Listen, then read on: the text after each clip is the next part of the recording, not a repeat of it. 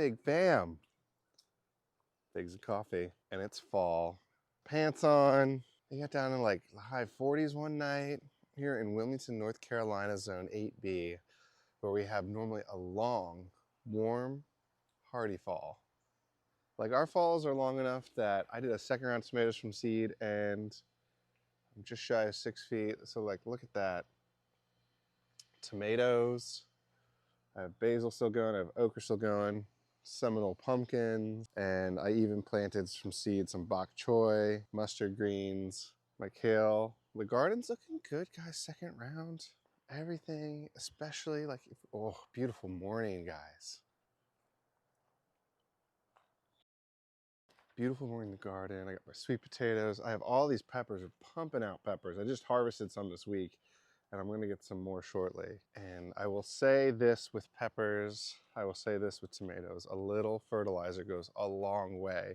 So if you see them struggling, please put some fertilizer on them. It just means they need a little bit of amending, especially when the temperatures drop. And this is the same for figs. A little bit of fertilizer goes a long way, especially potted figs.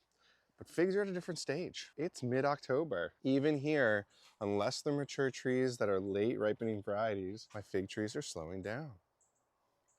They had fig rust come in. It's really hard when we have humid temps and then it cools off and then some yo-yo weather. I did travel, and so container figs need consistent watering. When they don't get that, they can get stressed and they can lose their leaves. The coolest part about figs, especially when they get fig rust, because fig rust is fine, and this is one of the most common questions I get, is will my fig tree be okay with fig rust? Yes, it will. In fact, it'll push out a second flush of growth once it gets comfortable, and it'll still ripen figs. And that is the best part. In fact, over here, see my Figo Preto? Loaded with figs, loaded. It's a late ripener here, especially if I do a rejuvenation prune. They focus on growing for the first part of the year, and then they set fruit, so fruit set is a little later. The fact that I live in Wilmington, North Carolina in the southeast, we have a long fall. I can get figs into November, especially these late ripening varieties. So look here, beautiful, it's starting to ripen. And you can see at the bottom of the tree, I had figs all the way down to the base, and I have been enjoying them. If you guys have seen a few of my shorts, if you guys have seen a few of my Instagram videos, you can see that that fig is just phenomenal, phenomenal. If you're gonna have an arsenal of 3 fig trees, you gotta have a Black Madeira or a Figo Preto. My Figo Preto is so much better than my Black Madeira, my Black Tuscan, because it doesn't split. And that is just such a fantastic attribute for here in the Southeast. So I highly recommend Figo Preto. When they become more mature fig trees, they get even bigger. But you can see like everything's starting to slow down. We do get some warm days, like, and we still get some growth, like my Socorro Black, happy healthy tree that I also cut down to the ground. And another one I cut down to the ground, my Paradiso. Look how tall it is. If you guys have been watching my video, how fast a fig tree can grow in a year, I cut that down to the ground and is now 8-9 feet tall, which is crazy to think about. But guys, the air layers have come along. So I made more air layers. And the important thing to know about air layers is they need heat and warmth to be successful. And once they get that nice established root system, hang on tight because they grow wonderfully. Look at these. Col de Dame Gris, Col de Dame Gris, Col de Dame Blanc, Col de Dame Blanc. I didn't left some of the fruit on there and it's nice and healthy looking. What do we got here? Chiglia Dolce. So guys, air layers work. If you're new to propagating, it's just such a good propagation method because then you get a bunch of healthy new fig trees. And this works great for the higher end varieties that are difficult to propagate, like your Col de Dames, like your Black Madeiras, like your Bordeaux Haute Negre Ramadas, like your Black Manzanitas, etc. So keep that in mind if you're nervous about propagating and pruning your fig trees to try to get more, that you can always practice with air layering first. The key is you want warm temperatures. But today, since we've recapped on all of that, I know a lot of you have asked about what fig rust does. A lot of you who are concerned with fig rust, this tree was completely defoliated. It was a Black Tuscan. It was still ripening figs throughout, and it just flushed out some new growth because we're gonna have warm temperatures probably into mid-November here. We experience our first frost towards the end of November, sometimes beginning of December. Anybody zone 8B and south of here, we're gonna do something really cool today. We're gonna put a fig tree in the ground now. Now is your last chance if you are in the southern regions of the United States or wherever you are where you have a long warm fall, zone 8 or 9 higher, now is the best time to plant a fig tree in the ground. If you guys are in zone 8, zone 7, this is a cusp, right? So be mindful of what your fall temperature is going to be like. But if you're in a colder climate, don't just wait until your last frost or freeze to put a fig tree in the ground. Wait until your soil temperatures are actually warm enough to encourage root development. So that's why a lot of people who are in Pennsylvania, Ohio, like mid-Atlantic states, where you're getting those warm temperatures in May again, you want to put your fig tree in the ground then because your soil temperatures are warm enough. If you are even further north and you know any further north than zone 7, you're going to need to do some serious winter protection or just keep your fig trees in containers, you are going to want to plant your fig tree in the ground when your soil temps are at least 60 degrees. And that may not be till Memorial Day weekend if you're really far north, like if you're in the New England area. But your summertime temps are going to be different than where you are in the southeast. And a lot of the important reasons why, if we're in the mid-Atlantic to the southeast to the deep south, is because your solar UV intensity in your summers are so hot that if your fig trees aren't established in the ground, you're going to have to do a lot of babysitting, a lot of watering for that first summer. I'm not saying you're not going to have to do it when you put a fig tree in the ground in the fall here, but the idea is that you're using it to your advantage to have warm falls to get that root ball established. Planting your fig tree in the fall, you're doing a lot of work, what I call under the hood or subsurface work, where it's not going to grow on top, it's going to expand its root system and get comfortable. So by next spring, it'll take off running with growth, and that is fantastic. If you are in a northern climate and you do this in August, I think that's very applicable, but you are still going to want to wrap your trees that first winter because they're just not established fig trees yet. I'm still getting ripe figs. I still have temperatures in the 70s and 80s, and definitely 70s well into November. So that's something to keep in mind. I am planting this fig tree in my front yard. It's my first fig tree in the front yard. The first time I've shown any of you my front yard. It gets more shade, but it'll be my first accent fig that I want it to look beautiful. I want it to kind of showcase how a fig tree can complement any sort of landscape design while at the same time give you fruit. Now, you know my backyard here. I think it's beautiful. It's stunning. Space for the kids, space for the garden, which also involves the entire family and kids too. And I am just starting to run out of space. And this is where we get creative in the backyard, right? Because I have my elderberries, American persimmons, mulberries. I have a pollinator garden. I got a fresh stack of wood, bananas, olives, citrus, avocado, blueberries, blackberries. My entire plot, front and back, is 0.46 acres. In the backyard, probably around a quarter acre. So you can plant way more than you think. Like hardy citrus. You can see my brown select satsuma that was in the ground. Orange is starting to ripen. My Kimbru satsuma, my sugar bell tangelo, my yuzus are starting to ripen. Look at these guys. And don't get me wrong, they're great for ponzu sauce, but they are delicious fresh.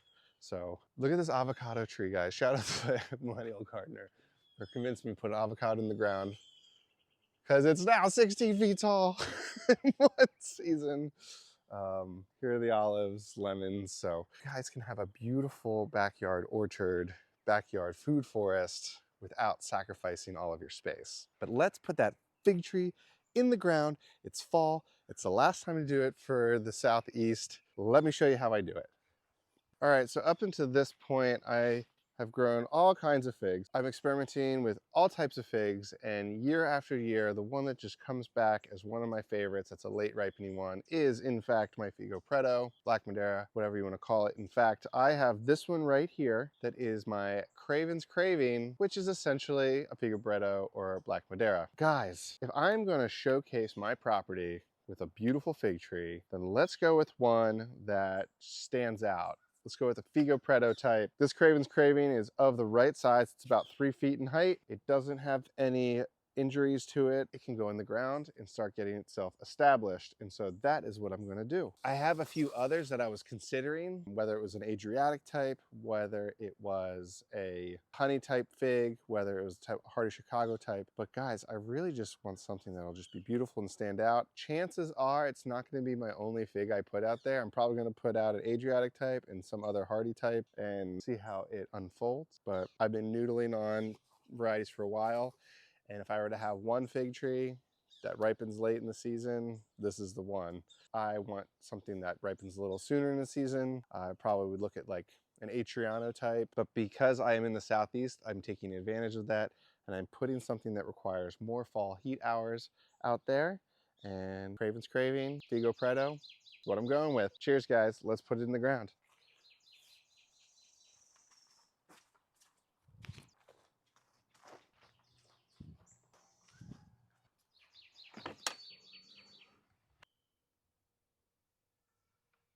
All right, guys, this is my front yard, untouched with edibles. I do have a pollinator garden. I do have some palms that I put out here and the camellias that I put out here, but really hasn't had a fig tree yet until today. I picked this location in my yard. It's off to the side a little bit because I have a big open grassy area where the kids can play, where neighbors can come hang out. But this location I picked because I get an adequate amount of daylight.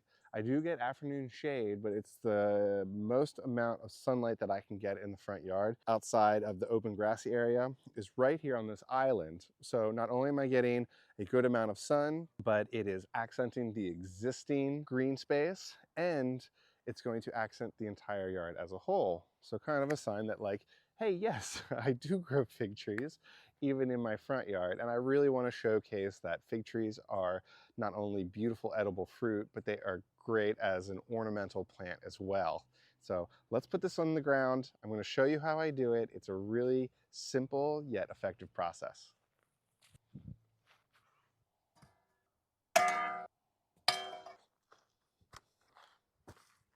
You guys ever use an auger? Check this thing out. It's going to help me dig the hole a little bit, get the adequate depth. I think that there is weed fabric underneath this, so I want to be mindful of it as I'm digging a hole, but we're going to scrape this away. I brought one of my metal rakes, shovel, a scraper, obviously the fig tree, which is just about dormant. I'm actually going to pop that off because I don't really want it to focus on leaf growth. I want it to focus on root development now that it's mid-October. I have this beautiful island where I have these longleaf pines, I have some cedar. It might be a little acidic, but in reality, I'm not too worried about it. But I know that pine trees don't give off as much acidity as you would think. Real quick, I'll show you. So I have this beautiful island, and my garden's back that way. And I have this nice little landscaped island of these tall pine trees. So yes, I have a lot of woods right here. But the whole thing opens up to bright full sun over here. So whoop, this hole needs to be dug. I'm going to set it off of the other tree, and not only will it allow it to grow uniformly, but it'll actually give it more sun that it's offset from there. There is a fair amount of mulch. In fact, I mulch this with the lawn debris whenever I mow the lawn. So there is a fair amount of green material in here, and ultimately I'm going to want to remove as much of it as I can, so when I start to feed the tree in its first year of growth, it's not competing with the root systems of this other green plant material. So I may end up putting even some mulch over top of it, or another layer of compost, since my compost is pretty coarse and it has some soil conditioner or like mulch like debris in it. I can apply it on top. But let's go ahead and get that hole dug. So right now I'm about 6 feet off that tree. Make sure you know where all your electric lines are. That's going to be really important in making sure you don't cut anything inadvertently when planting in your yard or property. If you have to call 411 to get that sprayed on your lawn, please do so. Safety first.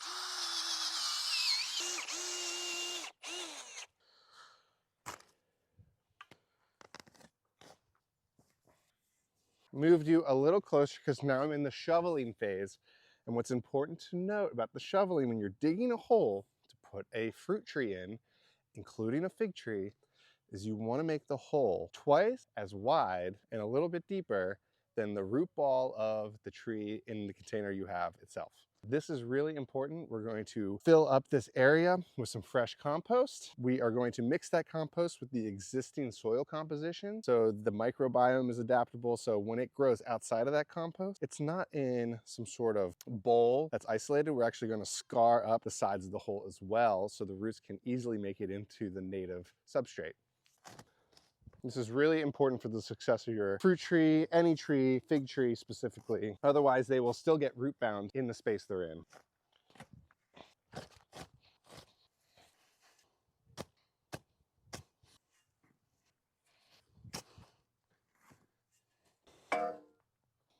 So something to take note when you are planting next to other trees, especially large established trees, is there will definitely be other roots. And for me, that's okay. I'm still getting a lot of sun here, and fig trees, and maybe this is because they're grown from cuttings most often, or maybe it's just behavior of a fig tree, is they have pretty shallow systems compared to other trees. A lot of people are successful in growing them up against their homes or sheds or other structures because the root system is not going to uplift the foundation or mess with the foundation at all. So I generally do not get, as long as it's getting good sun, I do not get worried about competing root systems because it'll work around other root systems. When I chop up these roots, they will eventually break down and compost and be really good, useful nutrients as well. But I wanted to be mindful when you're digging a hole, sometimes you'll need to use clippers, saws. I'm a pretty strong person, so I'm just powering through with a shovel. But when you're planting something near other vegetation, you're inevitably going to encounter root systems because they are basically the size below as the tree above, anywhere from 50% to the full size. So just be mindful that when you are planting a tree in the ground, you are going to encounter roots. Go ahead and chop them up. If they're still in there afterwards, that's okay because they will break down into organic material. But also be mindful that figs can get through this as long as they're getting adequate sun. This soil is quite sandy, but I see good dark organic material in it. You can see here. And remember, you don't want to toss the soil away. We're still going to use it. And also be mindful that when you're digging up soil that has been covered with grass, mulch, anything, there can be seeds for weeds that are stored in dormancy in this soil for years. And so you want to be mindful when you dig all this up and you expose it to the air and sunlight that you might have some weed growth. So when you're done planting a tree in a space that hasn't typically been unearthed, or so if you are planting a tree in a space that's typically had cover over it for a long time, whether it's weed fabric, mulch, grasses, etc., you might expose some weeds and you might see some weed growth unless you do adequate protection afterwards. So make sure when you're done doing all of this to mulch the area. And that'll be great for the fig tree in general because you're just going to protect the root system as that new root system gets established in its new area. So right now, we're going to measure, and here's the root ball. It's not root bound yet, which is great. It probably could have spent another season in this container. Whatever potty mix I'm going to shave off here to loosen up the root system, I'm actually going to put in here because you got to think about the microbiome.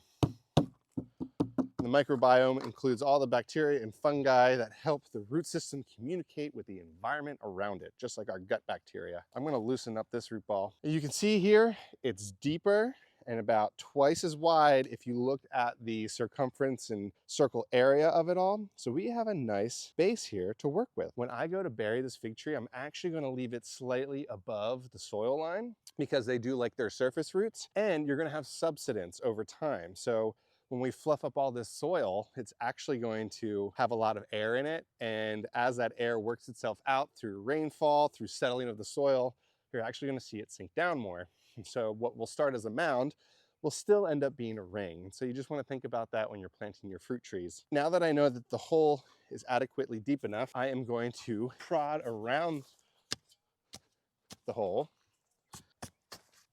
And this will allow the root systems to grow outward. If you had hard lines, especially if you're in clay soil and you're not mixing soil with compost or other sort of gardening mix, you're going to end up creating a bucket or well environment, and that water is going to get stuck in there. The root systems are going to bound on themselves. So it's important you keep everything really loose and scored for those root systems to establish in its new home. Now what I have here is a fresh bucket of compost. Shout out to Wilmington Compost Company, Riley and his team. They make great stuff. I'm going to fill it in. And then I'm going to measure. So I need a little more, but this is where important mixing comes in. Putting some of that native soil back in. I'm going to stir it up and make a nice combo of native soil and fresh compost.